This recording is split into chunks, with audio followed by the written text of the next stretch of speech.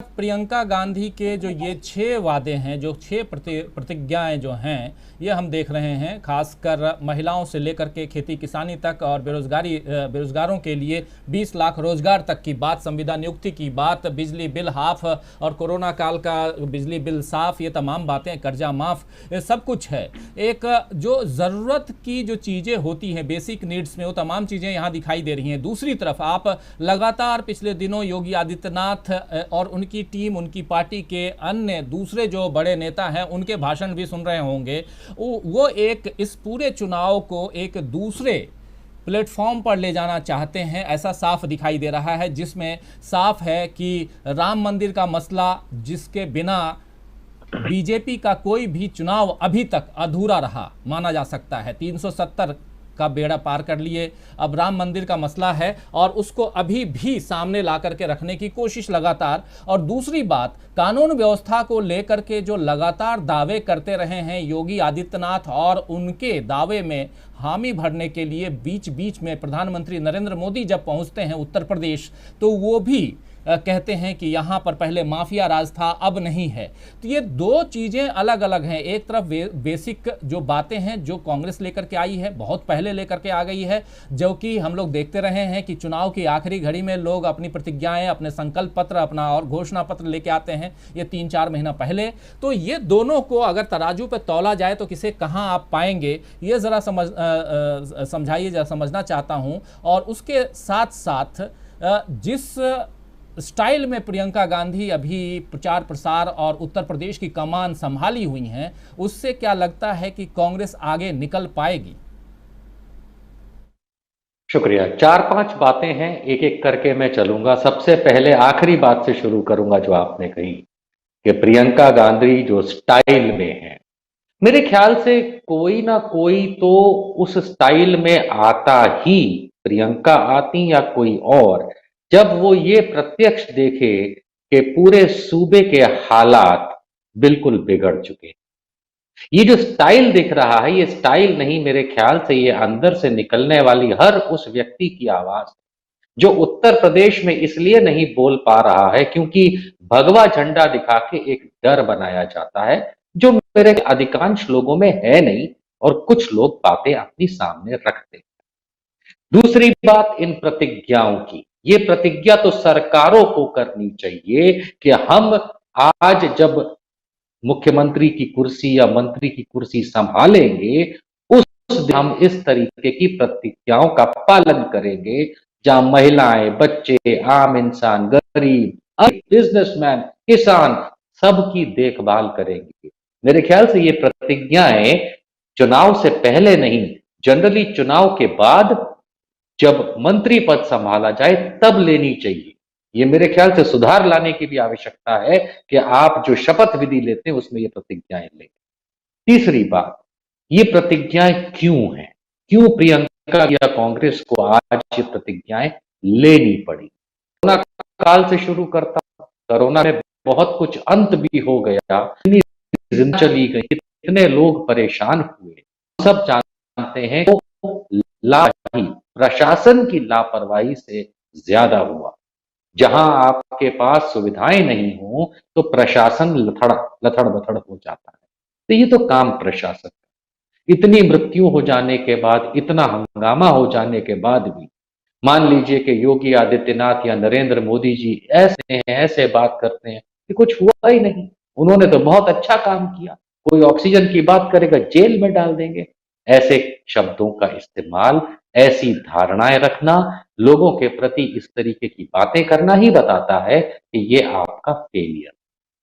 किसान पे 2500 का रेट अगर गेहूं और चावल के उत्पादक को मिलेगा, जो आज तकरीबन 2000 के आसपास है, तो देने वाले के पास तो जनता जाएगी।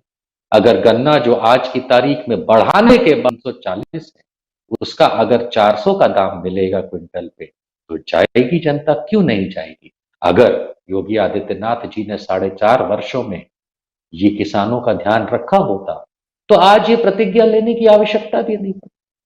लोग कह रहे हैं, मैंने देखा बड़ा ट्विटर पे ट्रेंड चल रहा है, प्रियंका गांधी ने की बात करी।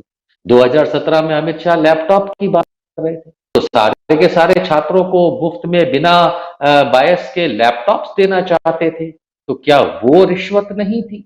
जो आज स्कूटी को लेके हंगामा, लेना देना ये समाज के लिए अगर राजनीतिक दल प्रतिज्ञा लेते हैं तो ये अच्छी बात है, बशर्ते वो दे भी पाए। चौथी बात, तरीके से महिलाओं का शोषण उत्तर प्रदेश में हुआ। सब अगर नरेंद्र मोदी जी मंचों पे खड़े होकर कहते हैं पहले गुंडा राज था, तो आज वो उनके में हिम्मत क्यों नहीं है कहने की कि आज रावण राज्य है?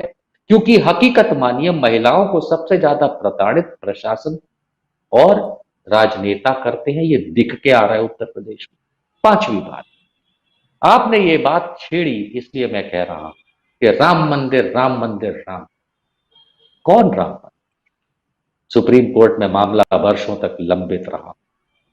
अगर उसके बाद निर्णय आया है और सरकार तो नहीं बना रही, कौन सी सरकार बना रही है कह दीजिए? क्या मोदी सरकार बना रही है? क्या योगी सरकार बना रही है? उत्तर प्रदेश के सूबे के मुख्यमंत्री को यह भी नहीं पता कि वहां पे एक ट्रस्ट है, न्यास है जो ये बना रहा। ये कोई सरकारी काम थोड़ी ना है, ना ये भारतीय जनता पार्टी बना रही है। लेकिन वोट की गंदी राजनीति के लिए 4.5 वर्षों के अपने फेलियर को ढांकने के लिए ना महिलाओं का ध्यान दिया, ना बच्चों का ध्यान दिया, ना जीडीपी का ध्यान दिया। बेरोजगारी 4.3% इनके जमाने में बढ़ के आई है।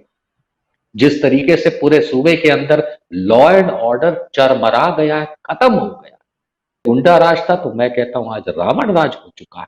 उसके बाद ये मठाधीश वापस मंदिर तक पहुंच गए।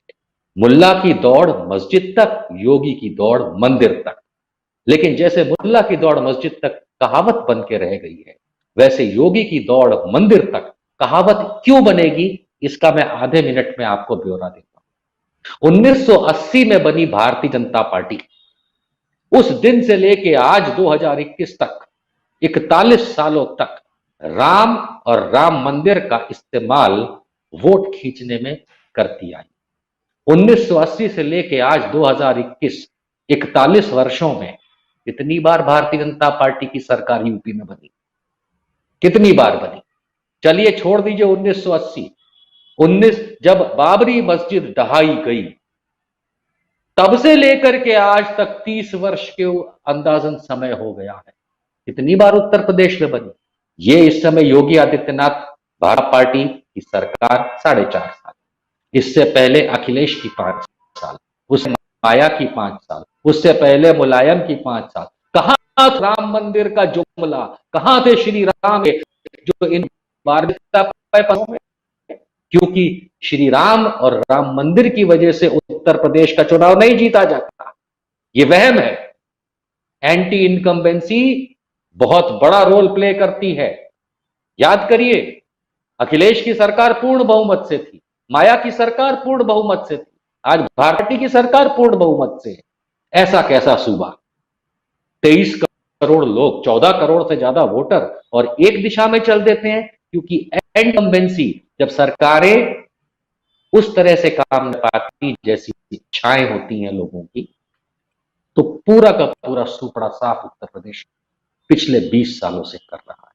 तो राम मंदिर और ये तरीके से अपने फेलियर्स को ढांकने के लिए वापस मंदिर की ये गंदी राजनीति, क्योंकि इसमें जिस तरीके से ये कह रहे हैं कि याद है किसने राम भक्तों को मारा, तो हम भी पूछते हैं कि कितने कितने लोगों को तो भारतीय जनता पार्टी के गुंडों ने मारा।